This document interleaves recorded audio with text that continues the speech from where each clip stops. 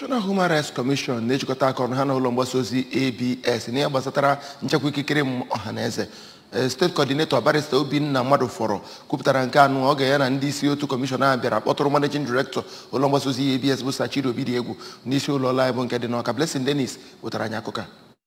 Ọkaiwu Mmadu fọrọ kenere Sachido na mbugo n'ọkwa nke ebugoro ya dịka onye Managing Director nke Anambra Broadcasting Service ABS wee kọwaa na otu ha na-achọ ka ha gbaa mbọ hụ na ha na ABS jikọrọ aka iji wee hụ na agbasara ozi dịka o si dị na iwu nke Nigeria nke afọ 1999. O kwukwara na otu ya bụ nke enyegoro ikike ịgba mbọ hụ na ha gbatara ọsọ enyemaka ebe enwere mmekpa ahụ n'ikike dịara mmadụ dịka alụmdi na nwunye dara ada nakwa iji ụmụaka tụ mgbere na ihe ndị ọzọ. Na nzaghachi ya, Sachido kpọrọ oku ka agba mbọ hụ na a na-ewepụta ihe ndị ahụ ga-enyere aka ịhụ na echekwabara ikike dịrị mmadụ. Onye Director nke News nakwa Current Affairs Maazị Gabe Okpalaeze nakwa onye isi nke telivishọn na ABS Oriakụ Ifeunachukwu nọkwa na ya bụ njem. Otu National Human Rights Commission